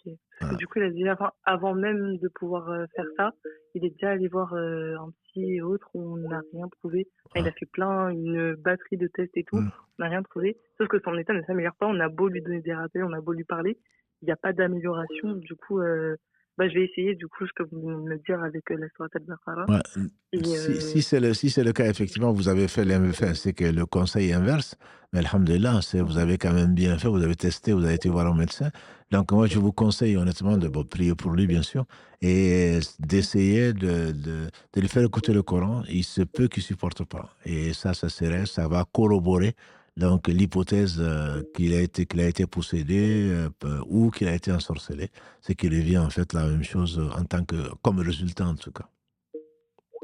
D'accord. Et au cas où s'il réagit, du coup, je continue à absolument. S'il réagit, ça veut dire que ça marche. Ça veut dire que ça marche, et puisque ça marche, vous continuez jusqu'à ce que les symptômes disparaissent, jusqu'à ce qu'en écoutant le Coran, il ne réagit plus. Ça veut dire que le djinn est parti, ça ne veut pas dire qu'il ne va pas revenir, mais au moins ça veut dire que le djinn est parti, il retrouve une vie et un aspect normal, et à ce moment-là, Inch'Allah, Allah subhanahu wa ta'ala l'aura guéri. D'accord. Allah yabarak ma sœur. Est-ce que mariage religieux avant la mairie, problème de rendez-vous, est valable? Religieusement, oui. Mais comme je vous le dis, et l'article 433-21 du Code pénal menace l'imam, le rabbin ou le prêtre d'une condamnation d'1 an de prison et 7 500 € d'amende. Vous pouvez taper sur Google, article 433-21 du Code pénal. Donc aujourd'hui, j'entends presque des insultes, les imams ils ont peur, les imams, c'est la religion qui est importante, certes, mais il y a la loi qu'on doit appliquer, entre guillemets, et donc vous n'allez pas envoyer les imams en prison parce que vous vous considérez au-dessus de la loi. Donc ça, c'est pas possible. En tout cas, pas pour l'imam. Si vous le voulez, vous le faites. Et vous n'avez pas besoin non plus d'imam pour un mariage. On n'a pas besoin d'imam pour un mariage. Les conditions de mariage, les piliers du mariage, on en a déjà parlé. C'est religieux, bien entendu. Dans l'islam, c'est le tuteur, c'est 2 témoins musulmans. On appelle témoins ceux qui font au moins la prière. C'est la demande, c'est l'acceptation. La dot est une obligation, mais ce n'est pas un pilier. Donc, ça veut dire qu'elle peut être payée même plus tard. Et si ceci est fait, alhamdoulilah, le mariage religieux est valable. Mais si vous impliquez un imam, il y a la loi qui condamne, qui l'interdit, donc à l'imam comme au prêtre, comme au rabbin, de célébrer un mariage religieux avant le mariage civil. Quant à est-ce que religieusement ce mariage est valable, je te dirais oui, religieusement il est valable, mais tu as enfreint donc la loi. Donc, je voudrais savoir l'avis de l'islam concernant la location avec option d'achat, le leasing. On en a souvent parlé, alhamdoulilah, mais bon, c'est soit dans les podcasts, soit tu n'étais pas là, peu importe. Pour ceux qui, en tout cas, nous suivent aujourd'hui, la location avec option d'achat dans l'islam plutôt, n'est pas acceptée, n'est pas valide. Pourquoi? Parce que dans l'islam, il n'y a pas 2 contrats en un. Or, la location avec option d'achat, c'est un contrat de location et en même temps un contrat de vente. Soit tu loues et ensuite tu décides d'acheter, soit tu achètes et auquel cas tu loues pas. Donc ce n'est pas les mêmes droits et ce n'est pas les mêmes devoirs. Le contrat, 2 contrats en un, dans l'islam, ça ne marche pas. Donc ceci n'est pas permis, même si il y a des avantages pour lesquels on va te vendre donc ceci. Et malgré ces avantages-là, dans l'islam, ce n'est pas quelque chose qui est permis. Allô, salam alaikum. Allô, oui, salam alaikum. Wa alaikum salam wa rahmatullah. Oui, même vous m'entendez bien? On vous entend très bien, ma soeur. Ah, parfait. J'espère que vous vous portez bien, ainsi que votre équipe. Alhamdulillah, barakallahu fik. Je vous remercie beaucoup pour tout ce que vous faites. Vraiment, c'est vraiment très important pour nous. Je vais essayer d'être concise sur ma question. Oui. J'ai une question qui est vraiment très, très importante. Oui. Avec mon mari, en fait, on a un gros projet, mais à travers vos lives, on a vu que dans l'islam, en fait, les crédits avec intérêt étaient interdits. Oui. Après, avec mon mari, sur quelques points où on s'entend pas trop, Oui. il souhaite acheter une maison. Mhm. On a vu une maison qui nous intéressait vraiment beaucoup, sauf Oui. que acheter une maison ici sans crédit, c'est pratiquement impossible, Oui. à part avoir épargné depuis très longtemps. Tout Et à je fait. voulais savoir Oui. et être sûre, bien sûr, comment on appelle ça, l'emprunt avec crédit par intérêt pour l'achat d'une maison est interdit, sachant qu'on n'est pas dans une situation qui est assez compliquée où si on n'achète pas, eh bien on va se retrouver dehors ou quoi que ce soit. Oui. Et vu que j'ai mon mari qui est à côté de moi, il pourra entendre et écouter votre réponse, Oui. parce que il n'est pas très d'accord sur ce point-là où il... Oui, bien sûr. Voilà. Mais Ok, je voulais qu'il entende cette réponse. Mais il faut savoir que nous, on veut la paix des familles et la paix des foyers, Oui. mais néanmoins, on va quand même dire ce que l'islam nous a enseigné. Donc, la quasi-totalité des savants. La quasi-totalité des savants dit que l'achat d'une maison, même principale, par crédit est interdit. Crédit avec intérêt, c'est interdit. Donc, s'il y a une fatwa sur laquelle beaucoup d'Européens, et notamment de Français, se sont accrochés pour aller acheter des maisons à crédit, c'est une fatwa qui est une exception, pour ne pas dire, elle est extrêmement minoritaire. La plupart des savants disent non, c'est interdit formellement. Et donc, je rappelle la gravité également donc, du prêt à intérêt. Si, comme vous le dites, effectivement, ce n'est pas une question de vie ou de mort, si ce serait une question de vie ou de mort, le problème ne se pose pas. Le problème ne se pose pas. Si ce n'est pas le cas, s'il y a de la location, s'il y a d'autres possibilités, je préfère investir dans la tombe et dans l'au-delà plutôt que de l'investir dans une maison que je vais quitter peut-être demain. Et un projet qui est peut-être monstre, mais le monde, ce qu'il contient, ne représente pas ce Dieu, pas plus que le poids de laine des moustiques. Voilà. Donc, investir et risquer la guerre déclarée par Dieu en prenant un crédit, je ne le ferai pas. Vraiment. Mon frère qui m'écoute, je ne le ferai pas. Pour moi, c'est un risque qui est énorme. Mais bien sûr, on est libre, chacun fait ce qu'il veut, chacun prend les risques qu'il veut. Mais moi, je ne le ferai pas et je ne conseille à personne de le faire. Mais je suis respectueux des avis des uns et des autres. Nous sommes là que pour rappeler la loi. On peut être d'accord comme on peut ne pas être d'accord. Acheter quelque chose à crédit si c'était le paradis, oui, je l'aurais acheté à crédit, mais ce n'est pas le cas. Et le monde, ce n'est pas un paradis. Et on est là pour peu de temps. Et Allah déclare la guerre à celui qui fait la riba. Et parmi la riba, il y a bien sûr le prêt à intérêt. Ce n'est pas la seule forme, mais c'est la forme principale aujourd'hui. Voilà ce que je peux dire sur la situation. Allô, salam alaikum. Allô. Allô, salam alaikum. Wa alaikum salam. Allô, oui. On vous écoute. Alors, je vous expose ma situation. Alors, je sais que les liens de sang dans notre religion sont super importants. Oui. Et je suis éprouvée aujourd'hui avec notre enfant qui, dès qu'elle a eu ses 18 ans, elle a tourné le dos à la religion, elle a cessé ses adorations, elle a fait péché sur péché, elle a tourné le dos à la famille. Il y avait un garçon qui se cachait derrière tout ça. Elle nous a dit qu'elle voulait se marier avec lui. On a quand même fait l'effort de le rencontrer pour pas envoyer notre fille directement dans la fornication. Oui. Sauf qu'en le rencontrant, on a vu que ce garçon, il n'avait aucune situation, qu'il n'avait pas le bagage religieux qu'on attendait d'un garçon, d'un prétendant en tout cas. Oui. Voilà, donc on a refusé ce garçon. Malgré ça, elle a décidé de quitter la maison. Oui, bien sûr. Donc elle a quitté la maison. Elle est partie vivre dans la famille de ce garçon. On a pris contact avec cette famille et ils sont restés assez stoïques. Et donc notre fille a complètement coupé les ponts avec nous. Et au bout d'un certain temps, elle revient vers nous. Elle souhaite revenir chez nous, mais rester avec ce garçon. Et nous, on est contre parce qu'on ne peut pas faire rentrer chez nous qui est à l'encontre de notre religion. En fait, concrètement, on n'a pas envie d'accepter ces choix qui ne sont pas les nôtres. Et je voulais savoir si on était en tort par rapport à ça, ou est-ce qu'il fallait qu'on prenne tout de même notre fille à la maison et qu'on accepte le haram, tout simplement.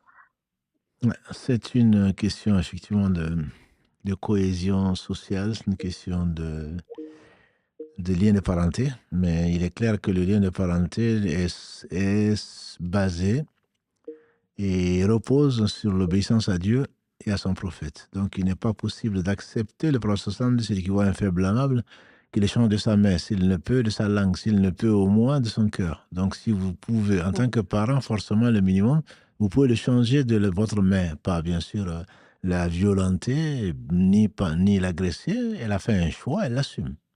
Vous ne pouvez pas accepter de vivre avec quelqu'un qui désobéit à Dieu sous votre toit sans rien dire. C'est impossible. Si vous étiez contraint plutôt de le faire, votre mari et vous, si vous étiez contraint, je peux le comprendre. Mais si ce n'est pas la contrainte, si c'est par amour pour cet enfant ou par respect du lien de parenté, c'est quelque chose qui ne peut pas être envisageable dans l'islam. D'accord. Et qu'Allah vous facilite. C'est ce que j'espère pour vous et pour moi. Voilà. Donc ça, je ne vois vraiment pas d'alternative. D'accord. Bon, barakallahu fik, jazakallahu khayran. Allah vous accorde le firdaus al-a'la et sans jugement. Masha'Allah, barakallahu fik à vous. Et qu'Allah réforme nos enfants et réforme nos frères et nos sœurs et prier pour elles. Ça, par contre, c'est une obligation. En tant que mère, je n'ai pas besoin d'insister. Non, mais je ne doute pas que vous priez pour elles, que ça vous donne des insomnies et tout ça, mais il faut rester ferme quand même sur le principe. Il y a une éthique. Donc, on la respecte ou on ne la respecte pas. Absolument. Barakallahu fik. Allah yafik. Salam. On va peut-être prendre la dernière question. Donc, il est 11h30 passé. Qu'est-ce que l'islam dit donc ici, de ce que je vous, il y en a beaucoup. est-ce que la masturbation est autorisée pour les personnes célibataires? Alors, c'est une question, il n'y a pas de tabou dans l'islam, il y a des choses qui se disent. Allah a révélé un mode de vie qu'il a conseillé à ceux qui le connaissent et qui l'aiment, qui est l'islam. La plupart des savants, en tout cas les 3 écoles sur 4, disent que c'est complètement interdit, même pour le célibataire. Le prophète sallam a dit « Ya ma'ashar al-shabab » ô vous les jeunes, celui qui est arrivé à l'âge de se marier, qui se marie, qu'il a les moyens, qui se marie. S'il ne peut pas, qu'il jeûne, parce que c'est plus prompt à baisser les yeux et à être chaste. Donc la plupart des savants disent que c'est interdit, pas à cause de ce hadith, mais ce hadith nous dit ce qu'il faut faire. On a des désirs, c'est naturel, c'est physiologique. Mais le jeûne permet donc de casser au moins une partie de ces tentations-là, de baisser les yeux et d'être chaste. Le fait de jeûner aide à cela. Les versets donc 4, 5 et suivants de la sourate 23, Allah dit وَالَّذِينَ هُمْ لِفُرُوجِهِمْ حَافِظُونَ إِلَّا عَلَى أَزْوَاجِهِمْ أَوْ مَا مَلَكَتْ أَيْمَانُهُمْ فَإِنَّهُمْ غَيْرُ مَلُومِينَ فَمَنِ ابْتَغَىٰ وَرَاءَ ذَلِكَ فَأُولَٰئِكَ هُمُ الْعَادُونَ. Parmi les croyants, قَدْ أَفْلَحَ الْمُؤْمِنُونَ, c'est le titre de la sourate, c'est le premier verset, bienheureux les croyants, qui dans leurs prières sont concentrés, qui s'éloignent des futilités, jusqu'à ce qu'ils donnent la zakat, ça c'est la 4e caractéristique, 5e caractéristique et 3e caractéristique. 4e caractéristique, Allah dit, et ceux qui préservent leur sexe, et qui les réservent à leur partenaire dans le cadre d'un mariage, d'un couple, donc légalement marié. Qui réservent ceci, soit donc à leurs épouses, à ce que les mêmes possèdent, celui qui dépasse cela, c'est-à-dire qui fait qu'il y a des relations ou qui manipule quoi que ce soit dans le sens donc de satisfaire ses envies sexuelles, celui-là est transgresseur. Ulaïka humul aadun. Et donc, ceci est la preuve pour des savants, en tout cas, pour dire que c'est interdit. L'exception, entre guillemets, qui est une exception, c'est l'école Hanbali qui en fait également une exception qui dit que si, effectivement, on est sur le point d'agresser sexuellement quelqu'un, ou alors on est là et qu'on perd la tête ou presque, c'est que l'excitation est telle qu'on est capable de forniquer, en réalité, et donc à ce moment-là, il serait toléré, je ne dis pas permis, il serait toléré donc de faire la masturbation, mais ça ne doit absolument pas être une habitude. En faire une habitude, c'est forcément interdit.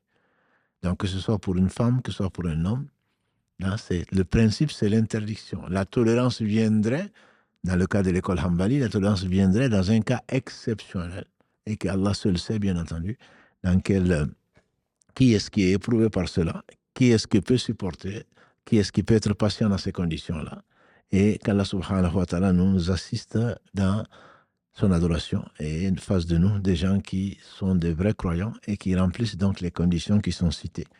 Dans cette sourate 23, versets 1 à 11, on dit que quand ces versets ont été révélés, que le prophète sallallahu alayhi wa sallam a dit, donc voilà 10 versets qui, quand ils sont respectés, et la conséquence c'est « Ulaïka humul » voilà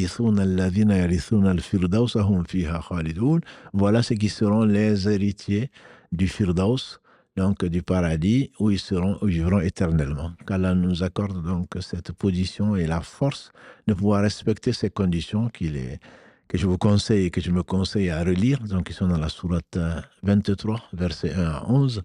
Donc, que Allah subhanahu wa ta'ala nous assiste, parce que la hawla wa la quwwata illa billah, ceux qui sont éprouvés par cette tentation de masturbation, ou qui sont tentés et qui vont dans la désobéissance dans ce domaine ou dans autre chose, c'est une faiblesse, et nous sommes tous faibles. Dit Allah dans la sourate 4, verset 28, l'homme a été créé faible. Et donc, c'est pas un jugement de valeur, c'est simplement pour dire que grâce à Allah, au travers de la révélation, au travers des moyens que nous a laissé le prophète sallallahu alayhi wa sallam, on est capable, avec l'aide d'Allah, de résister à la tentation. Voilà, on n'est pas des animaux. Et donc, la foi vient en obstacle à la désobéissance à Allah subhanahu wa ta'ala. Il suffit de savoir que Allah l'a interdit pour que ce soit la bonne raison pour ne pas le faire. Allah dit dans la sourate 33, verset 36, وَمَا كَانَ لِمُؤْمِنٍ وَلَا مُؤْمِنَةٍ إذا قضى الله ورسوله أمرا أن يكون لهم الخيرة من أمرهم. Il n'appartient pas à un croyant, ni à une croyante. Une fois que Allah et son messager ont décidé une chose, qu'ils aient le choix. Et donc ce choix, Allah l'a fait faire aux croyants qui ont accepté le choix d'Allah. Et c'est lui qui les assiste également donc dans l'obéissance, puisque sans l'aide d'Allah, il n'y a pas d'obéissance. Sans l'aide d'Allah, il n'y a que désobéissance. Et bien sûr, Allah subhanahu wa ta'ala est au chevet, je dirais, de nous croyants, de nous qui espérons, la croyance plutôt, de quiconque espère en Allah. Allah est au chevet de nous qui sommes malades de cœur. Il est au chevet de tous les opprimés. Il est au chevet de tous les besogneux. Nous sommes tous besogneux. Il suffit de demander à Allah subhanahu wa ta'ala et il accorde sa miséricorde à qui il veut, qu'Allah nous fasse miséricorde, qu'Allah nous aime, nous donne les moyens de l'aimer, nous donne l'amour des gens qu'il aime et également nous donne l'amour des choses qui concourent à son amour. Et les choses qui concourent à son amour, c'est son obéissance. C'est son obéissance. Qu'Allah bénisse Mohammed, sa famille, ses compagnons, tous ceux qui les auront suivis dans le droit chemin, nous fasse l'honneur d'en faire partie. Notre prochain rendez-vous, donc, Inch'Allah, c'est mercredi 22h. Vous avez le salam de Karim, ne l'oubliez pas dans vos invocations. Subhanakallahumma wa bihamdika, ashhadu an la ilaha illa anta, astaghfiruka wa atubu ilayk. Subhana rabbika rabbil izzati amma yasifun, wa salamun ala mursalin, walhamdulillahi rabbil alamin. Wassalamu alaikum wa rahmatullahi wa barakatuh.